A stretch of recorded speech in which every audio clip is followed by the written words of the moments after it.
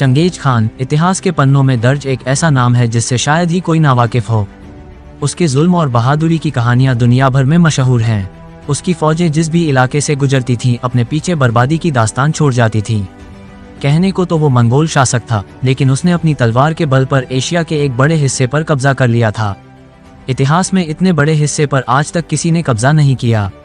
दुनिया भर में जितने भी बड़े महाराजा, सुल्तान या बादशाह रहे, उनके मरने के बाद भी मकबरों की शक्ल में उनके निशान बाकी रहे।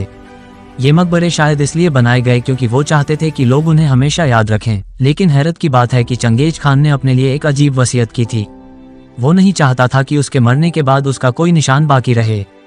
लिहाजा उसने अपने साथियों को आदेश दिया कि उसके मरने के बाद उसे किसी गुमनाम जगह पर दफनाया जाए। वसीयत के मुताबिक ऐसा ही किया गया। सैनिकों ने उसे दफनाने के बाद उसकी कब्र पर करीब 1000 घोड़ों को दौड़ाकर जमीन को इस तरह से बराबर कर दिया ताकि कोई निशान बाकी ना रहे। मंगोलिया के रहने वाले चंगेज खान की मौत के बाद 8 सदियां बीत चुकी हैं। इसे लेकर तमाम मिशन चलाए गए, लेकिन उसकी कब्र का पता नहीं चला। नेशनल जियोग्राफिक ने तो सैटेलाइट के जरिए उसकी कब्र तलाशने की कोशिश की थी। इसे वैली ऑफ खान प्रोजेक्ट का नाम दिया गया था। दिलचस्प बात है कि चंगेज खान की कब्र तलाशने में विदेशी लोगों की ही दिलचस्पी थी। मंगोलिया के लोग चंगेज खान की कब्र का पता लगाना नहीं चाहते। इसकी बड़ी वजह एक डर भी है। कहा जाता रहा है कि अगर चंगेज खान की कब्र को खोदा गया तो दुनिया तबाह हो जाएगी। लोग इसकी मिसाल देख भी चुके थे, इसलिए भी उनके दिलों में वहम ने अपनी जगह पुख्ता कर रखी है। कहा जाता है कि 1941 में जब सोवियत संघ में 14वीं सदी के तुर्की मंगोलियाई शासक तैमूरलंग की कब्र को खोला गया तो नाजी सैनिकों ने सोवियत यूनियन को खदेड़ डाला था। इस तरह सोवियत संघ भी दूसरे विश्व युद्ध में शामिल हो गया था। इसीलिए वो नहीं चाहते थे कि चंगेज खान की कब्र को भी खोला जाए। कुछ जानकार इसे चंगेज खान के लिए मंगोलियाई लोगों का एहतराम मानते हैं। उनके मुताबिक चूंकि चंगेज खान खुद नहीं चाहता था कि उसे कोई याद रखे, लिहाजा लोग आज भी उसकी ख्वाहिश का सम्मान कर रहे हैं। मंगोलियाई लोग बहुत परंपरावादी रहे हैं।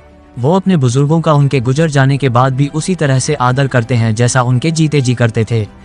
आज भी जो लोग खुद को चंगेज खान का वंशज मानते हैं वो अपने घरों में चंगेज खान की तस्वीर रखते हैं।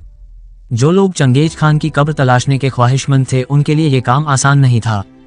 चंगेज खान की तस्वीर या तो पुराने सिक्कों पर पाई जाती है या फिर वोडका की बोतलों पर।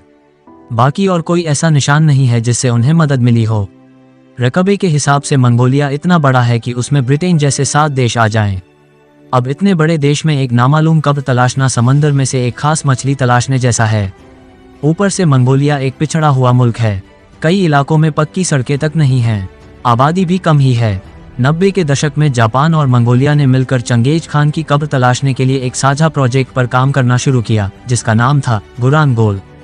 इस प्रोजेक्ट के तहत चंगेज खान की पैदाइश की जगह माने जाने वाले शहर खेंती में रिसर्च शुरू हुई, लेकिन इसी दौरान इसी साल मंगोलिया में लोकतांत्रिक क्रांति हो गई, जिसके बाद कम्युनिस्ट शासन खत्म हो गया और लोकतांत्रिक राज कायम हो गया।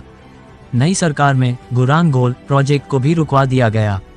मंगोलिया की उलानबटोर यूनिवर्सिटी के डॉक्टर दिमाजाव एर्देनबटार 2001 से जिंगनू राजाओं की कब्रगाहों की खुदाई कर उनके बारे में जानने की कोशिश कर रहे हैं। माना जाता है कि जिंगनू राजा मंगोलों के ही पूर्वज थे। खुद चंगेज खान ने भी इस बात का जिक्र किया था। लिहाजा इन राजाओं की कब्रगाहों से ही अंदाजा लगने की कोशिश की जा रही है कि चंगेज खान का मकबरा भी उनके मकबरों जैसा ही होगा। जिंगनू राजाओं की कब्रें जमीन से करीब 20 मीटर गहराई पर एक बड़े कमरेनुमा हैं, जिसमें बहुत सी कीमती चीजें भी रखी गई हैं। इनमें चीनी रत्न, कीमती धातुएं, रोम से लाई गई कांच की बहुत सी चीजें शामिल हैं। माना जाता है कि चंगेज खान की कब्र भी ऐसी ही कीमती चीजों से लबरेज होगी जो उसने अपने शासनकाल में जमा की होंगी। डॉक्टर एर्देनबटोर को लगता है कि चंगेज खान की कब्र शायद ही तलाशी जा सके। मंगोलिया में प्रचलित किस्सों के हिसाब से चंगेज खान को खेंती पहाड़ियों में बुरखान खालदुन नाम की चोटी पर दफनाया गया था।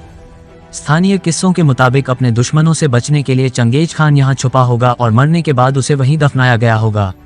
हालांकि कई जानकार इस बात से इत्तेफाक नहीं रखते। उलानबटोर यूनिवर्सिटी में इतिहास पढ़ाने वाले सोडनोम सोलमन कहते हैं कि मंगोलियाई लोग इन पहाड़ियों को पवित्र मानते हैं, लेकिन इसका ये मतलब नहीं है कि चंगेज खान को यहाँ दफनाया गया होगा। इन पहाड़ियों पर शाही खानदान के सिवा किसी और को जाने की इजाजत नहीं है। इस इलाके को मंगोलियाई सरकार की तरफ से संरक्षित रखा गया है। यूनेस्को ने भी इसे विश्व विरासत का दर्जा दिया है, लेकिन कोई भी रिसर्च आज तक ये नहीं बता पाई है कि वाकई में यही चंगेज खान की कब्र है। चंगेज खान जमाने के लिए एक योद्धा था, जालिम था, जो तलवार के बल पर सारी दुनिया को फतह करना चाहता था। लेकिन मंगोलियाई लोगों के लिए वो उनका हीरो था, जिसने मंगोलिया को पूर्वी और पश्चिमी देशों से जोड़ा, सिल्क रोड को पनपने का मौका दिया। उसी ने मंगोलिया के लोगों को धार्मिक आज़ादी का एहसास कराया। उसके शासनकाल में मंगोलियाई लोगों ने कागज़ की करेंसी की शुरुआत की, डाक सेवा की शुरुआत की। चंगेज खान ने मंगोलिया को ऐसा सभ्य समाज बनाया। मंगोलिया के लोग चंगेज खान का नाम बड़ी इज्जत और फ़ख्र से लेते हैं। इनके मुताबिक अगर चंगेज खान खुद चाहता कि उसके मरने के बाद भी लोग उसे याद करें तो वो कोई वसीयत नहीं करता। अगर वो चाहता तो कोई ना कोई अपनी निशानी जरूर छोड़ता। यही वजह है कि मंगोलियाई लोग नहीं चाहते कि अब उसकी कब्र की तलाश की जाए। जो वक्त की धुंध में कहीं गुम हो चुका है उसे फिर ना कुरेदा जाए।